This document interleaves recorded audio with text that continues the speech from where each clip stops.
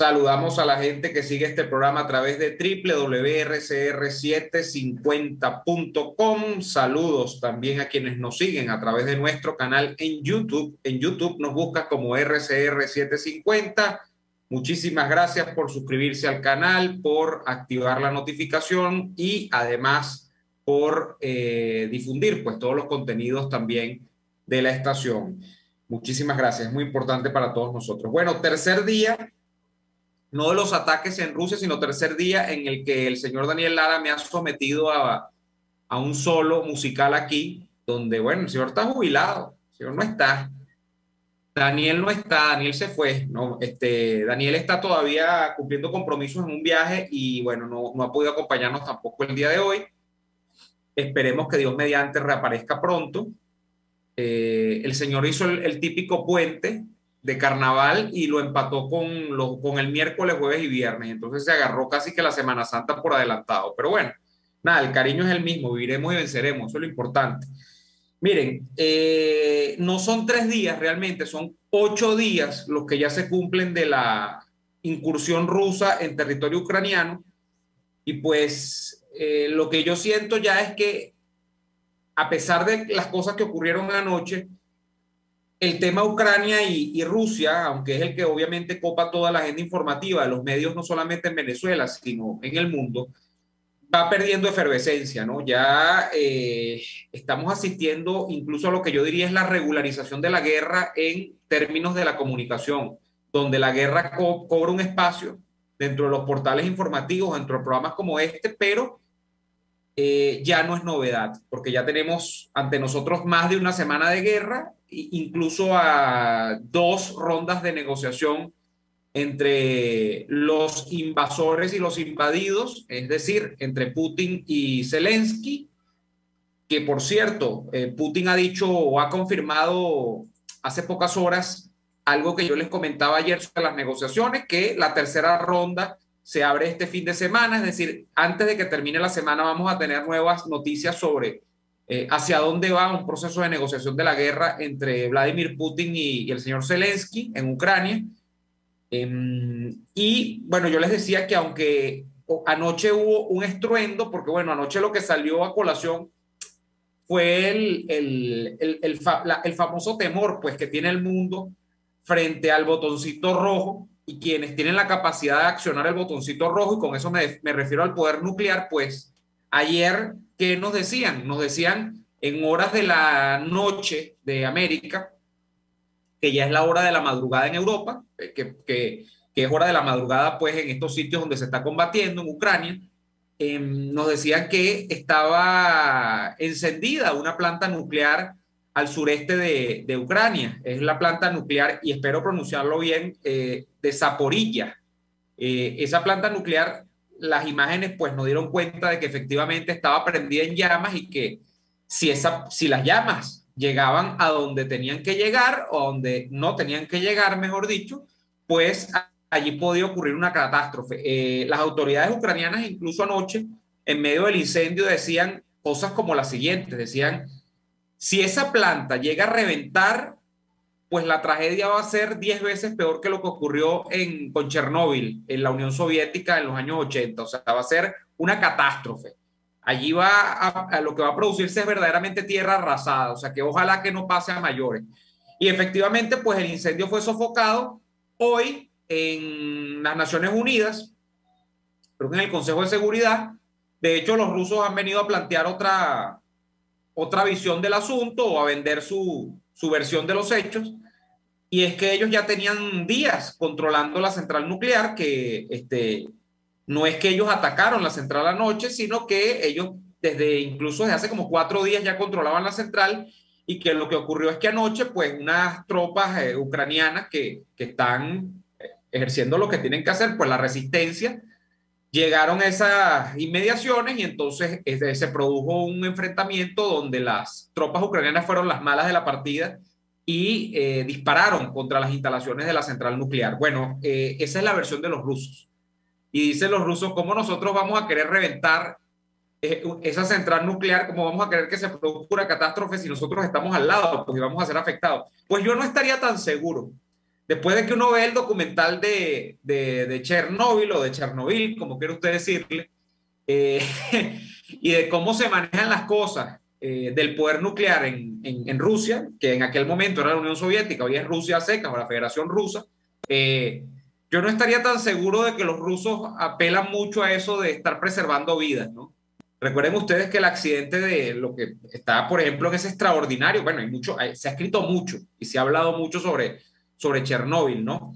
Pero yo creo que una aproximación bastante buena, o a mí me gustó mucho, fue la que hizo el documental de HBO, ¿no? Que es una miniserie realmente, una docuserie creo que fueron 4 o 5 capítulos, con la actuación pues de unos científicos o la actuación de unas personas que encarnan a los científicos que trabajaron en el proyecto nuclear y que advierten que va a ocurrir una catástrofe, pues si el aparato de poder soviético en aquel momento decide desoírlos, decide pues hacerse los locos y deciden que realmente eh, no van a quedar en ridículo, prefieren no quedar en ridículo que evitar una catástrofe frente a lo que lo que se sabía que era que pues eso estaba saliéndose de contención y que lo que iba a ocurrir era un desastre y ocurrió un desastre.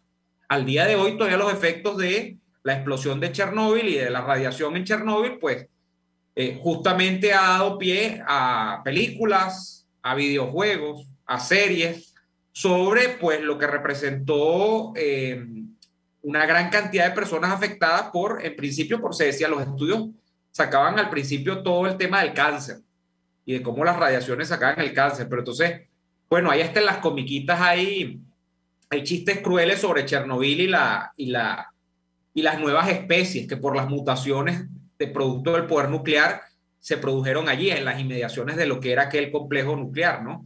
Pero una cosa horrible. Entonces yo esto que ha ofrecido la Federación Rusa, sobre la que lamentablemente yo tengo siempre que desconfiar, pues yo nuevamente desconfío de que, no quizá de que ellos tengan el poder sobre las instalaciones, sino que ellos más bien son los buenos y son los que estaban protegiendo la planta nuclear. Pues no lo sé, no estaba allí y evidentemente no estoy familiarizado con esa planta nuclear, pero yo desconfío siempre de los rusos y me pasa mucho, ¿no? Entonces, esa es la versión que se ha vendido hoy. Y repito, entonces Putin ha dicho que las negociaciones se van a reanudar el fin de semana. De momento, todo el tema de la planta de Zaporilla ha sido controlado, no hay actividad a esta hora. Las fotos anoche eran escalofriantes, pues en blanco y negro, como en visión nocturna, se veían las llamas ahí y uno dice, esto va a reventar, esto va a ser horrible, pero al final no ha ocurrido, ¿no?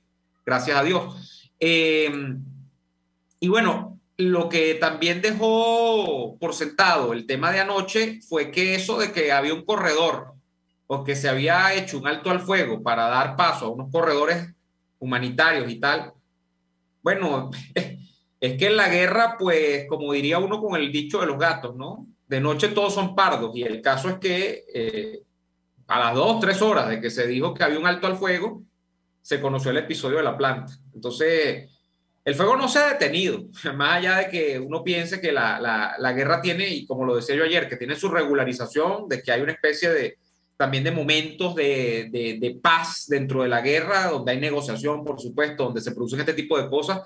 El fuego no se ha detenido. Yo creo que la mejor constatación fue que anoche Europa del Este estuvo a puntico pues, de una catástrofe nuclear y lo que ocurrió con la planta. Entonces, tenemos también eso en cuenta, que no hay realmente un parado a la guerra. ¿Qué se sabe a esta hora? Bueno, se sabe que Kiev sigue siendo todavía dominada por Zelensky, sigue siendo dominada por la coalición o las Fuerzas Armadas ucranianas. Mientras no caiga Kiev, pues lo que se supone es que el gobierno de Zelensky no va a caer. Anoche había un reporte interesantísimo también del Departamento de Defensa de los Estados Unidos que decía, oye, es interesante, no ha caído Zelensky y la información que nosotros tenemos es que ya Putin en la operación que ha desplegado ya ha puesto más del 90% o por lo menos el 90% de las tropas que tenía disponibles. ¿Qué está diciendo el Departamento de Defensa de los Estados Unidos con esto? Bueno, el Departamento de Defensa está diciendo si el señor ya ha empleado un 90% del inventario en tropas que tenía disponible eh, y no ha caído Kiev, y la guerra, aunque ha decantado hacia que Rusia en los últimos 2 días específicamente ha tomado posiciones en algunas ciudades del sur de Ucrania, y pasó, como les referí ayer, eso con la ciudad importantísima portuaria del sur de Ucrania, la ciudad de Gerson. Si no ha caído Kiev con el empleo del 90% de la tropa rusa, pues hasta cierto punto son buenas noticias para Zelensky. Sin embargo, en la declaración del Departamento de Defensa de los Estados Unidos hay muchas lagunas. Ellos dicen, por ejemplo, no tenemos motivos para dudar de que Kiev sigue estando en manos de Zelensky, de que las tropas leales a Zelensky son las que dominan Kiev, pero no tampoco lo hemos podido confirmar por ojos propios, es decir, lo que llaman la inteligencia propia de cada uno de los países. Ellos están confiando mucho también en lo que obviamente sus socios ucranianos en este caso le transmiten. Pero lo que sí dicen ellos es que en la avanzada que ha empleado Putin, que ellos dicen, y esa fue la versión que sostuvo Biden en el Estado de la Unión hace 2 días ya, el ataque de Putin fue perfectamente premeditado. Esto no fue que Putin agarró una bravuconada, esto no fue un ataque que surgió en medio de que hubo un telefonazo en medio del Consejo de Seguridad de las Naciones Unidas, donde estaba el representante de la Federación Rusa negociando pues el tema de las tensiones con Ucrania, y en medio de eso aparece un Putin flemático que manda a atacar Ucrania y que dice que ha comenzado una operación militar. O sea, lo que se entiende o lo que sabe Estados Unidos y ha dicho Estados Unidos es que no fue una cosa de un minuto, y que si ellos tienen información de algo es de que Putin estaba planificando esto hace mucho tiempo, y de que en ese sentido ellos tienen conocimiento de cuál es el total de tropas de las que disponía Putin para ejecutar este plan. Esas tropas, dicen ellos, el 90% ya han sido puestas en el terreno. Yo no sé si ellos toman en consideración el hecho de que los convoys que han viajado, por ejemplo, a Kiev, de Rusia a Kiev, están achantados, como decimos nosotros en criollo, están rezagados, o están esperando, están en posición neutra en este momento, no están avanzando. Y eso es lo que dicen muchos analistas también de seguridad, que se conjura en contra de Zelensky, que es que sí, Putin envió las tropas, pero esas tropas no han sido completamente desplegadas. Eso es lo que yo, por ejemplo, el día de ayer les decía, que a mí me llevaba a ser muy poco optimista con respecto a la supervivencia del régimen de Zelensky de cara al futuro, porque no ha sido desplegado completamente el poder de fuego en Kiev. Sin embargo, repito, esto es lo que dicen los Estados Unidos. El 90% han sido puestos ya en el terreno. Miren, si esto es así, pues habría que, por supuesto, esperar a ver cómo se desarrollan las cosas, pero ya incluso el tema de las repercusiones ulteriores de la guerra se están viendo, están en desarrollo. Un gesto, un elemento importante. Polonia, que creo que es el primer país que está recibiendo refugiados procedentes de Ucrania. Más de 1 millón de desplazados ya por la guerra, se dice. Hay un riesgo, sacaba la ONU ayer un comunicado, más de 10 millones pueden ser. Oye, creo que es demasiado, 10 millones. Estamos hablando, ayer hablábamos de que la población de Ucrania son 40 millones. Sería un cuarto del país. Un cuarto del país fuera del país.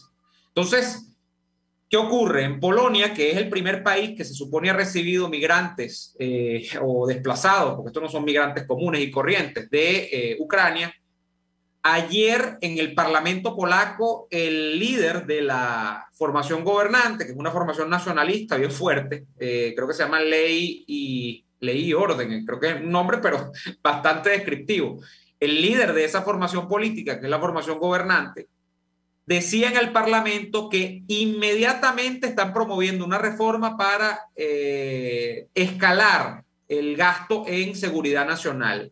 Polonia es miembro de la OTAN. Polonia está inscrito dentro pues, de la Organización del Tratado del Atlántico Norte, y ellos están destinando actualmente cerca del 2% de todo el PIB que tienen a defensa y seguridad nacional, lo van a subir mínimo a 3%, es decir, le van a subir un punto porcentual del PIB a la defensa, a seguridad y defensa. Pero eso no es lo más importante, porque uno dice, bueno, de 2 a 3, ¿qué hay? No hay mucho.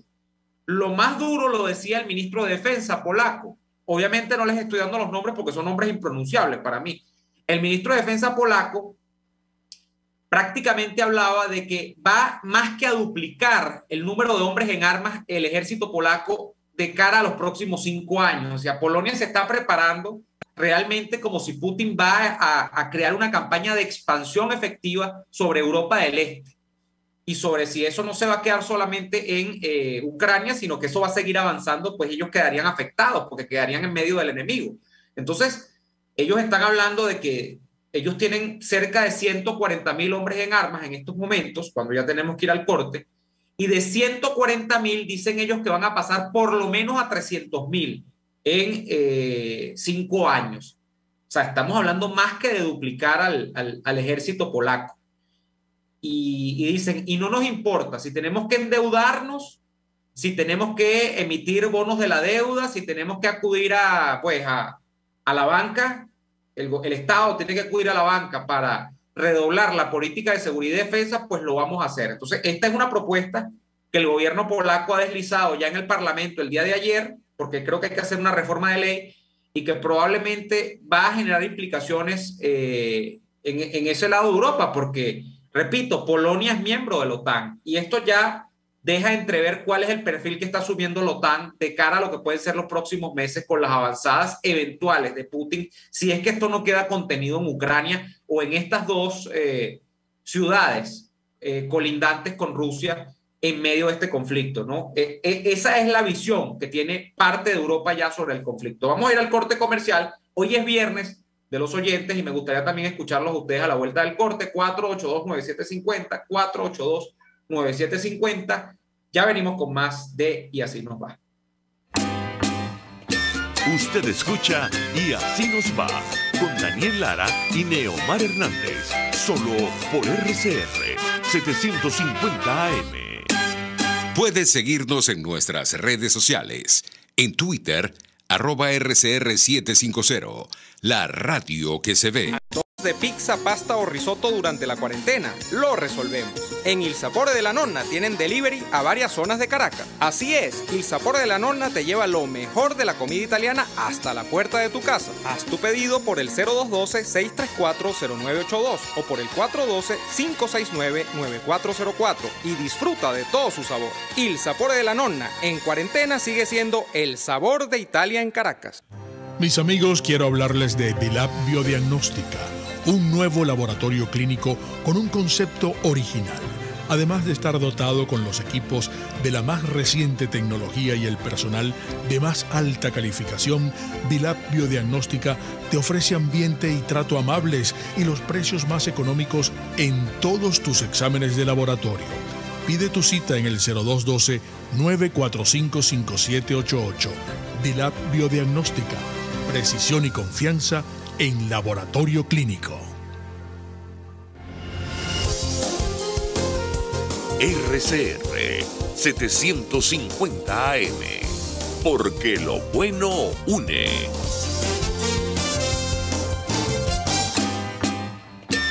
Les estamos presentando Y Así Nos Va, cuando se tiene algo que contar, con Lara y Hernández, solo por RCR 750 AM. De vuelta en Y Así Nos Va. Fíjense que esto estaba o se entiende que era tan premeditado el ataque de Putin sobre Ucrania, que la semana pasada, y creo que se los comenté, y esto me lo está recordando mi amigo Daniel Sánchez, circuló una especie en la prensa norteamericana que dejaba muy mal parado a Biden, pues, porque ¿qué es lo que decía esta versión de los hechos? Esta versión de los hechos hablaba de que había tanto conocimiento de la inteligencia de los Estados Unidos sobre la aproximación cada vez pues, más avanzada de Putin hacia concretar un plan de invasión a Ucrania, que esa propia inteligencia de los Estados Unidos estuvo 3 meses pasándole todos los datos de esa eventual invasión, que pues luego se concretó, se materializó en la realidad, a el gobierno comunista chino de Xi Jinping. ¿Qué ocurre? Que los oficiales de inteligencia de los Estados Unidos dicen, vamos a pasarle esto a los chinos, porque los chinos van a tener mayor capacidad de aproximación a Putin y pues le vamos a dar la información no para delatar a los ucranianos, no para dejar a los ucranianos en la nada, pues, y entregarles pues toda esta información a chinos y rusos, sino que como los chinos se entienden bien con los rusos hasta cierto punto, Xi Jinping nos va a ayudar a persuadir a Putin de que no ataque. Y aquí estamos ante el signo del buenismo de nuestros tiempos, ¿no? Y es que Biden y la administración Biden pensaron, y los oficiales de seguridad, de inteligencia de los Estados Unidos, que China iba a prácticamente desconvocar la invasión ucraniana. ¿Qué es lo que ocurrió? Lo que ha trascendido después, y es lo que muestran los hechos, que evidentemente China utilizó la información más bien para decirle a Putin, échale pierna porque si esta gente no está pasando esto, porque no va a hacer nada, al menos en las primeras de cambio. Y pues además porque con la eventual guerra Rusia-Ucrania, pues China también tiene que ganar. China tiene que ganar en cualquier plano donde Occidente sea caotizado. Y sabemos que la guerra de China no es una guerra como la que está en estos momentos peleando Putin con Ucrania. La guerra de China es por el billete. La guerra de China es terminar de quebrar a Occidente desde el punto de vista de la economía. Pero en un momento donde aparece el caos como elemento rector de la política mundial, pues por supuesto que la alejada China y sus eternamente baratos y masivos productos de exportación, pues van a salir siempre favorecidos. O eso es lo que piensa Xi Jinping. Entonces, traiciona Xi Jinping a los Estados Unidos, a la inteligencia de los Estados Unidos, y obviamente pues va a lo natural, que es ponerse del lado de Putin. Más allá de que lo hayamos visto en la Organización de Naciones Unidas, a los representantes chinos tomando la siempre conveniente posición de la neutralidad cuando toca hacer una votación, por ejemplo, sobre resoluciones condenatorias a la invasión ucraniana, a la invasión rusa a Ucrania, etcétera, etcétera, etcétera. Pero bueno, vamos a, no sé, Carla, no sé si hay llamadas, por favor me avisa si entran llamadas 4829750, 4829750, si estás en Venezuela.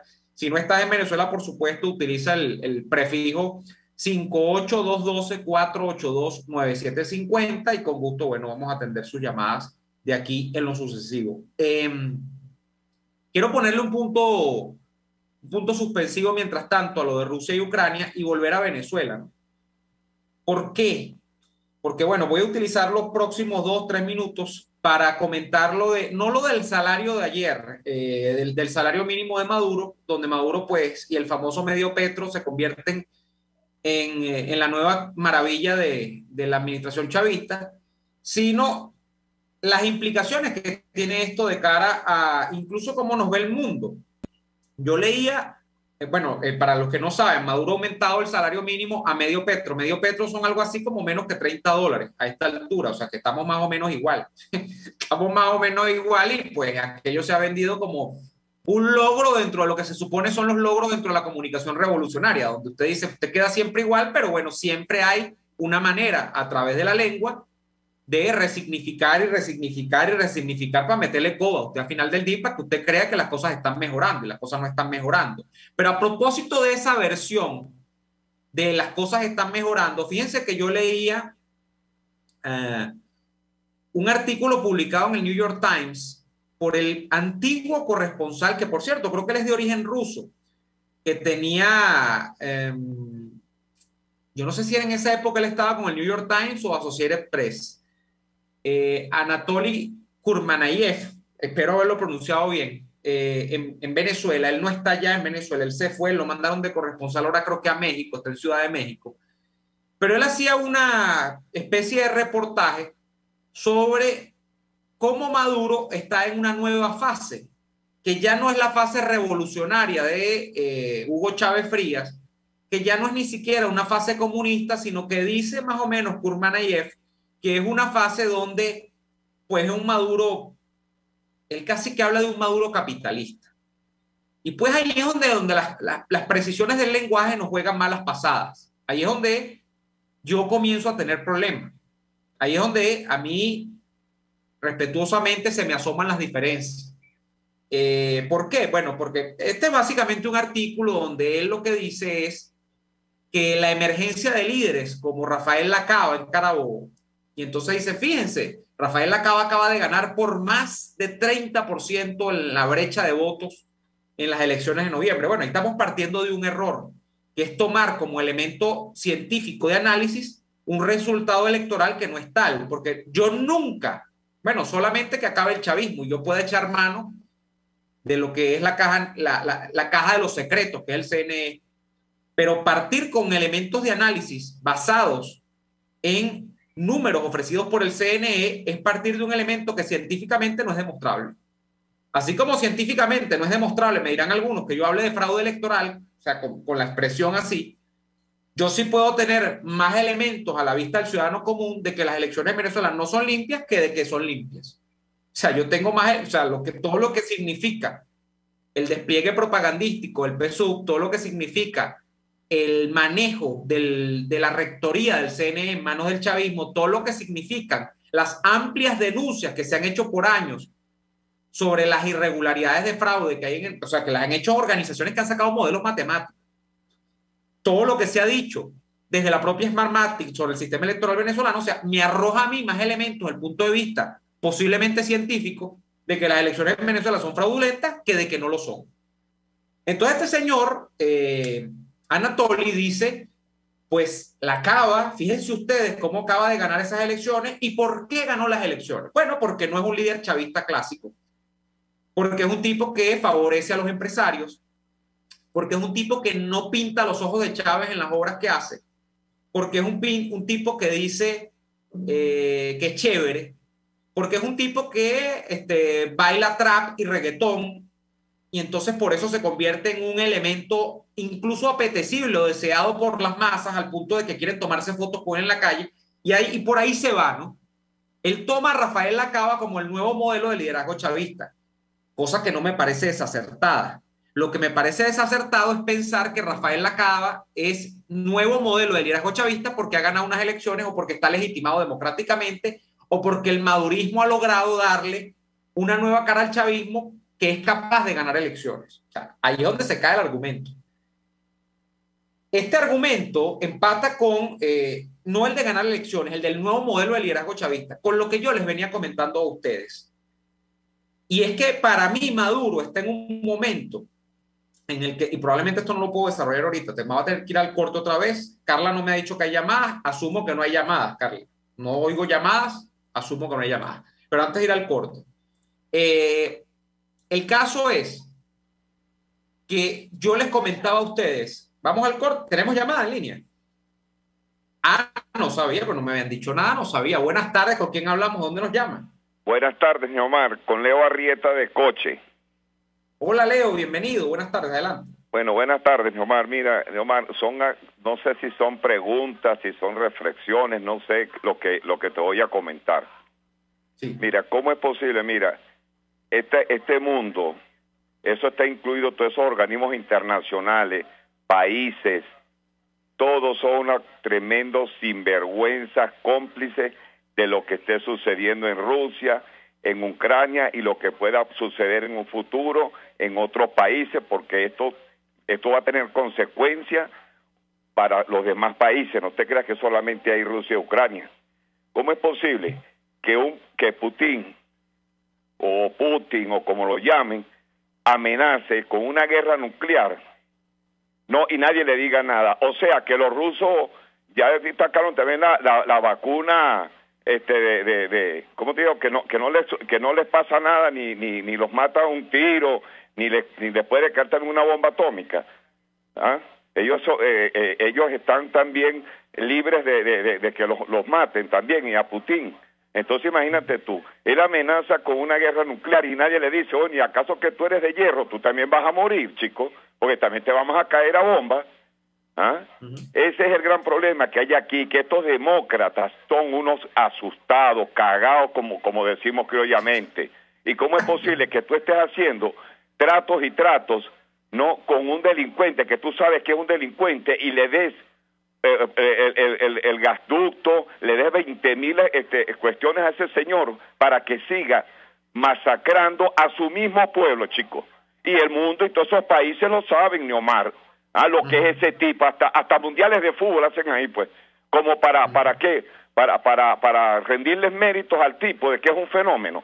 Ese es el gran problema, y ojalá que el nuevo orden mundial, Neomar, venga, es colocar honorables personalidades mundiales en esos organismos internacionales, comenzando con la ONU. ¿Hasta cuándo nosotros seguimos manteniendo esas cuerdas de sinvergüenza en esos organismos internacionales, mi hermano? Muchas gracias, Neomar, gracias. Y buenas tardes. Gracias, Leo, por tu llamada. ¿Tenemos otra llamada? ¿No tenemos llamada de momento? Vamos a la pausa comercial. A la vuelta, más comentarios y más participación de ustedes. Ya venimos con más. RCR les está presentando a Lara y Hernández en Y Así Nos Va por sus 750 AM. Sintonícenos a través de Periscope, @RCR750, la radio que se ve. Atuplata.com.be, la cuarentena no los detiene. Siguen haciendo envíos desde los Estados Unidos a Venezuela, sin complicaciones. Además de eso, buscan tu carga en Tampa, Orlando y Miami sin ningún costo adicional. Sí, no tienes que moverte. Van hasta la puerta de tu casa y se encargan de todo. Tuplata.com.be, con promoción de servicio de pick-up gratis. Hasta en la cuarentena, tuplata.com.be. En los envíos te da la tarifa más baja y en el menor tiempo. El doctor José Eduardo Troconis y sus especialistas invitados le ayudarán a obtener cada semana el secreto para mejorar su calidad de vida en RCR Salud. Usted podrá comprobar la veracidad de las tradicionales técnicas y últimas tendencias que se divulgan acerca de la salud y la medicina en nuestra sociedad. Hay mucho más dedicación y hay mucho más experiencia. Tenemos las herramientas. RCR Salud, todos los domingos, a partir de las 10 de la mañana, por RCR 750 AM. RCR 750 AM, porque lo bueno une.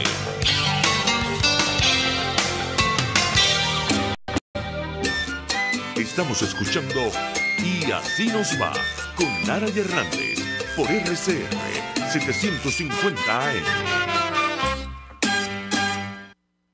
Bien, de vuelta en Y Así Nos Va. Quiero rematar el punto que antes de la llamada de Leo estábamos desarrollando. Y era el punto, porque es un punto para mí importante. O sea, yo coincido en la apreciación de que evidentemente el modelo chavista está mutando. El modelo chavista, incluso para mí, la primera advertencia, como se decía y se ha dicho siempre, entró por los ojos. Y el campo de las percepciones, en este caso de la estética, a mí me empezó a hacer ruido desde hace un tiempo acá y tenía que ver con el aparato o la nomenclatura dirigente del chavismo y cómo se vestían, cómo desaparecían del discurso las proclamas incendiarias, cómo desaparecía pues el típico ñangarismo de los años 70, de los años 60, 70, la teoría de la dependencia, todo eso empezó a desvanecerse en el discurso chavista desde hace un rato. Por supuesto, siempre dentro del chavismo se van a conservar unas facciones que en este caso yo estoy seguro que son minoritarias, paradójicamente, siendo Maduro un proto-cubano el que está gobernando, porque Maduro está formado en Cuba, la Cuba comunista de los Castro, el que abandera esta posición. Pero, ¿qué vemos desde el punto de vista estético? Pues yo les definí a ustedes que desde el punto de vista estético, el emblema, el portaestandarte del chavismo a esta altura es el siguiente. Me voy a ceñir a lo que más o menos me viene a mí a la idea, a la mente, como idea cuando pienso en esto. Estamos hablando de las Mercedes en Caracas, un tipo que se baja de una camioneta de esta marca japonesa, 2020, y el tipo tiene unos pantalones chupi chupi, pero que valen $500, tiene una camisa pegadita que vale $1,000, tiene por supuesto, tiene su guaya de oro, muy bien peinadito, ni un solo pelo largo en la barba, o sea, perfectamente podada la barba, unos zapaticos sin medias que valen por lo mínimo $300 también para arriba, que generalmente hay un diseñador italiano que gusta mucho y otro creo que es de origen colombiano, que les gusta bastante también. Y bueno, para completar como accesorio, pues la hebilla de la correa con las iniciales también de ese diseñador. Y esta persona, ¿qué hace? Básicamente este es un parásito. Este es un tipo que se dice emprendedor o empresario. Es la nueva camada, pues, de grandes hombres venezolanos, ¿no? Ya tenemos una llamada en línea, termino esto y vamos con la llamada. Fíjense. Esta persona va y obviamente se gasta una cuenta de $1,000, $2,000 en un restaurante de esto, pues invita a 8 de sus amigotes, donde hay probablemente 3 o 4 muchachas que se dedican a la vida alegre y pues que por ello cobran sus servicios también. Y al final de cuentas, o sea, por dónde le entra el agua al pez? Bueno, esto es gente que tiene conexiones con el régimen. Esta es gente que no trabaja el dinero, por tanto, ahí ni siquiera se produce una actividad de creación de riqueza, por tanto, ahí no hay ninguna actividad entendida como real capitalismo, ¿no? Allí lo que hay es gente que generalmente o importa productos porque tiene contactos con el régimen en las aduanas, hay gente que incluso puede estar vinculada al arco minero en el estado Bolívar, hay gente que está vinculada al narcotráfico, hay gente que presta sus nombres y sus cuentas bancarias como testaferros para gente del régimen que no pueden mover cuentas bancarias, no pueden prestar el nombre públicamente, y así por el estilo. Yo estoy haciendo una gráfica y generalista descripción de lo que pienso. Este es el nuevo hombre chavista, de manera que atrás queda, por ejemplo, un tipo desgarbado, venido de la provincia, montando a caballo, que traía, traía, por ejemplo, la leyenda de Maizanta a cuestas, la leyenda de Ezequiel Zamora, Tierra y Hombres Libres, todo ese cuento de reivindicación histórica que en medio del patrioterismo de Chávez y de los discursos de la izquierda tradicional fueron los que rigieron una época del chavismo. No estamos en esa época, yo coincido en esto. Sin embargo, no es un proceso capitalista, esto es otra cosa que a mí se me parece muchísimo, y por eso es que le he empatado con el tema Rusia, al proceso de la creación de los oligarcas rusos, con Putin en el poder en aquellos lados del mundo. Tenemos llamada en línea y vamos a escucharla. Buenas tardes, ¿con quién hablamos? ¿De dónde nos llama? Buenas tardes, con José Chacón. Con señor Chacón, qué gusto, adelante. Sobre el problema internacional con Ucrania, que la ONU es la Sociedad de Naciones de 1919 y que ya el tío lo dijo, el tío quiere comerse a las repúblicas exsoviéticas. Entonces, después de Ucrania, pues, ¿por qué va a venir? Por todo el Báltico, por Lituania, Estonia, Letonia, creo que esas son todas. Si hay alguno ahí que me comí, pues por favor.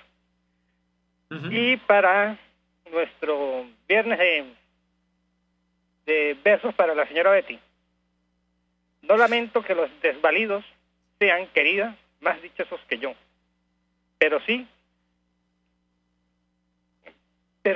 sufrir por mi destino, siendo un pasajero como yo. Del gran poeta Edgar Allan Poe. Muchas gracias y feliz tarde. Señor Chacón, pero no se ponga nervioso, usted déle natural, que la poesía, yo no sé mucho de poesía, lo mío es más prosa, ¿no? Pero la poesía hay que dejarla ir al viento, o sea, usted tiene que dejarse llevar, usted no se ponga nervioso. La próxima, como ya veo que se le está haciendo hábito la poesía de los viernes, pues, dele con calma. ¿Tenemos más llamadas? ¿No tenemos llamadas? Buenas tardes, ¿no tenemos llamadas? ¿No? Bueno, no tenemos llamadas. Mire, volvamos al tema.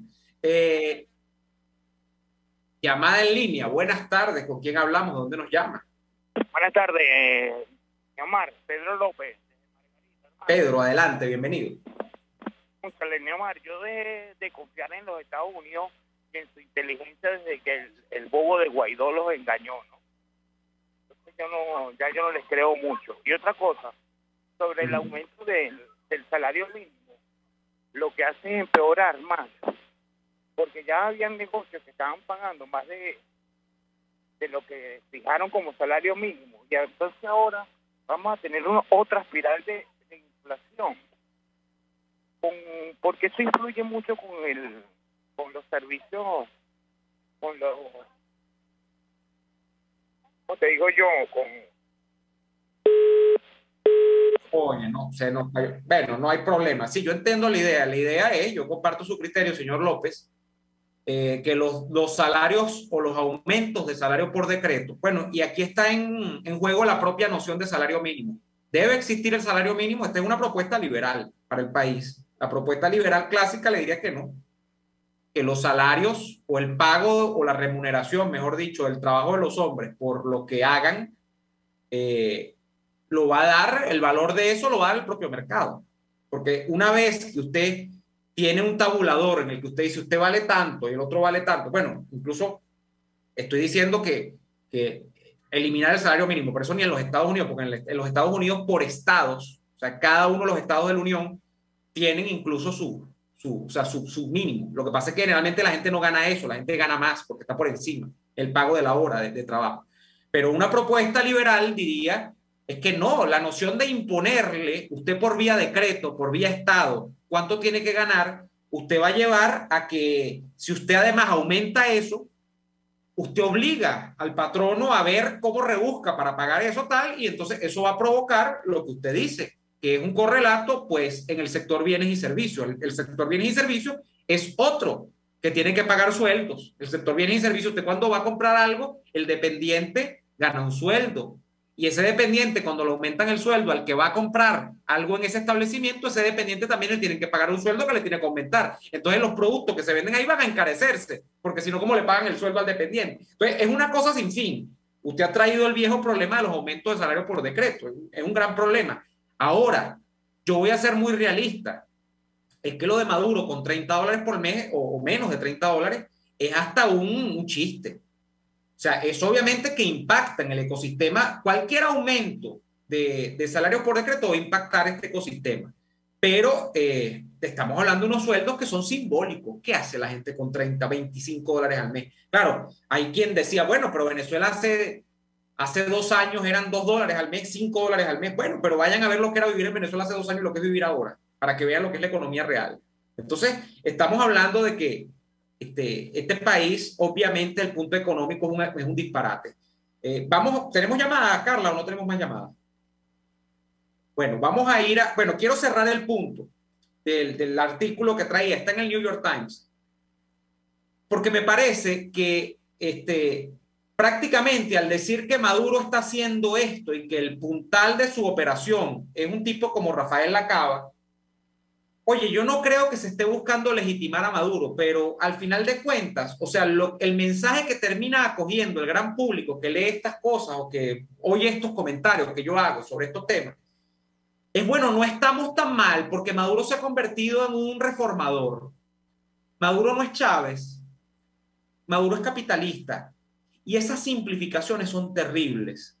Porque quien entienda un poco de economía y quien entienda el modelo chavista y quien entienda que sí, que estas modificaciones estéticas y que en algún caso podrían ser, no, ni siquiera tan cosméticas, pueden ir un poquito más allá con que Maduro se haya raspado la competencia dogmática y haya dejado que un tipo como Lacaba llegue lejos y tal, y lo deja declarar y tal. Eso realmente tampoco es que promueve reformas estructurales. El chavismo sigue siendo chavismo, el chavismo sigue siendo un modelo autoritario, casi que totalitario, el chavismo sigue siendo un modelo fraudulento desde el punto de vista electoral, el chavismo sigue siendo un modelo que ha condenado a cientos de miles de venezolanos a la pobreza, el chavismo sigue siendo una fuerza de secuestro a la sociedad venezolana, y el chavismo sigue siendo, si es que estamos hablando de economía, vamos a ser serios, sigue siendo un modelo político que en el correlato económico es un desastre y que en Venezuela realmente, ojalá hubiese capitalismo en Venezuela, ojalá se acabaran las empresas del Estado, ojalá la libre competencia operara, pero por todas las de la ley, es decir, que aquí hubiese libre oferta y demanda, de que aquí se respetasen las leyes de mercado, ojalá que no fuese solamente que es que Maduro le dijo a los tipos de la Sunde, mira, no me estés jodiendo a los comerciantes, y me perdonan la palabra, porque eso era lo que hacían. No me los jodas tanto, jódemelos poquito. O sea, es que decirle a un organismo de fiscalización nefasto como es esa Sunde, el hecho de que no me los jodas una vez por día, no me los jodas 5 veces por día, jódelos una vez por día, me perdonan la palabra, pero es que eso es lo que han hecho. Sea un elemento suficiente para que vengamos nosotros los periodistas a decir, no, es que Maduro ha liberalizado la economía, es que este es Maduro el capitalista, por Dios, por Dios.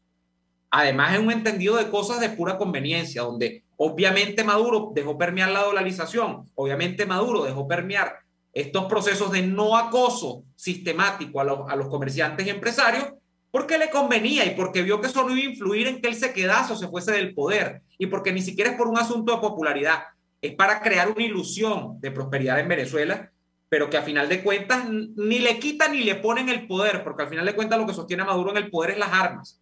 Y Maduro al final de cuentas, si quiere imponer el socialismo real, o sea, como lo hacen o lo hicieron por muchos años en Cuba, lo hace y lo que puedes decirle a los militares, vayan a la calle, que el que se alce le echan plomo y gas del bueno.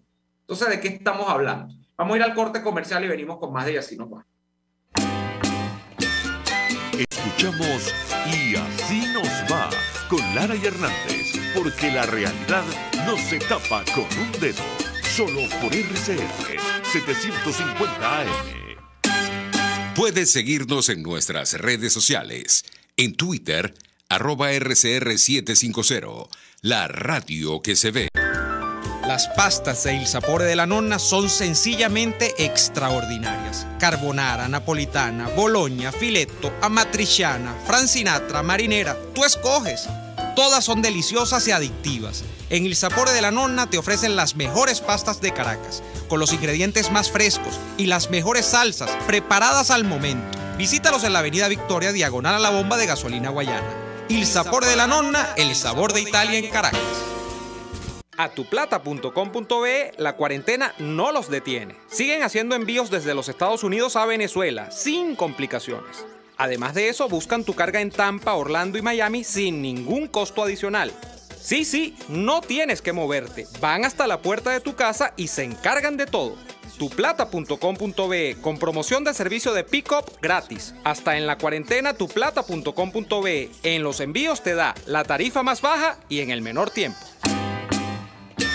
Les estamos presentando Y Así Nos Va, cuando se tiene algo que contar, con Lara y Hernández, solo por RCR 750 AM. De vuelta en Y Así Nos Va. Tenemos el tiempo contadísimo, pero no quiero que despidamos el día de hoy sin un servicio público que tengo por acá. La señora Pastora López requiere 2 medicamentos porque acaba de sufrir un ACV. Citicolina 500 miligramos y atorvastatina de 80 miligramos. Repito, citicolina de 500 miligramos y atorvastatina de 80 miligramos. Si puedes ayudar, por favor, comunícate al número celular 424-154-2334 o también al 412-386-1730.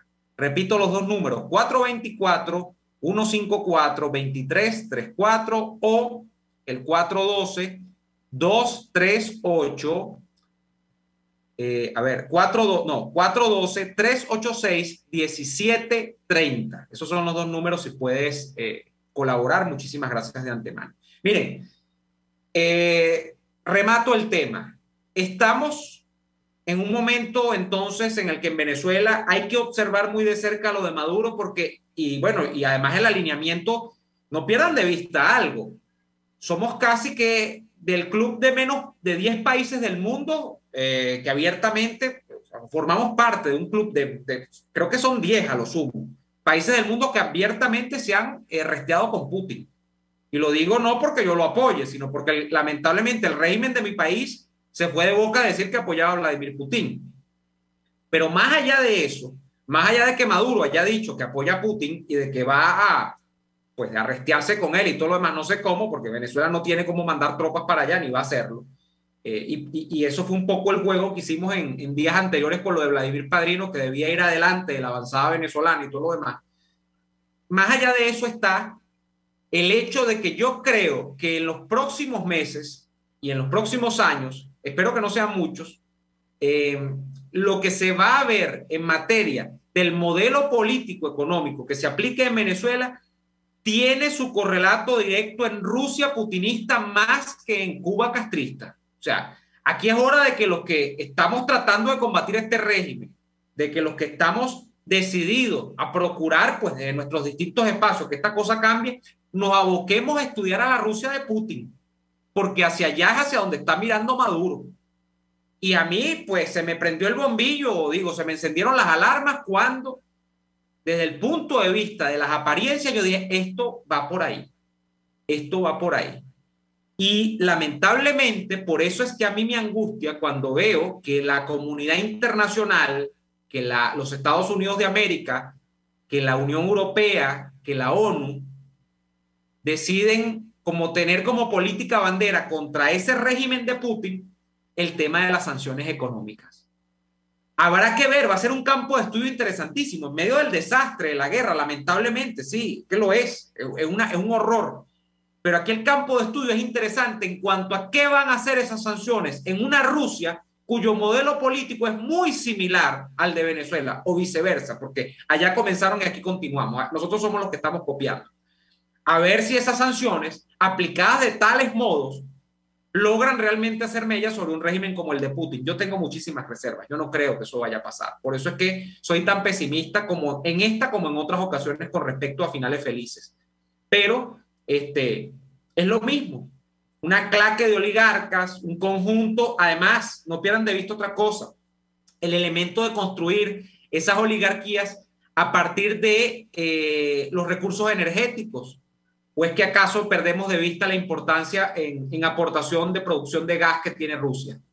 Y de cómo Rusia, por eso, y es que Trump se lo decía en una reunión hace unos años, yo le comenté esto también a los líderes de Europa, que él no podía hacer más de lo que no había hecho Europa, porque Europa se dejó montar la pata por Putin por el hecho de pues, que necesitaban el suministro de gas. Por obviamente pues, los rigores del invierno y las temperaturas, para poner a funcionar gran cantidad de artefactos que se requieren que funcionen con este tipo de materias energéticas. Entonces, crear una oligarquía, crear un grupo de testaferros, crear una economía basada en una claque que está organizada en torno a un recurso energético como el petróleo, como el gas, más o menos vienen por la misma vía, es otra coincidencia entre el elemento putinesco y madurístico, por decirlo de alguna manera. Nosotros nos vamos por el día de hoy. Gracias por acompañarnos. Les pedimos que por favor lo hagan de nueva cuenta el lunes, cuando estaremos, Dios mediante, emprendiendo una nueva jornada de lucha por la opinión libre y la información transparente. Hasta entonces. Por hoy termina Y Así Nos Va. Síganos en Twitter en @YASÍNOSVA, @DeLaraF y @NeoAdolfo. RCF 750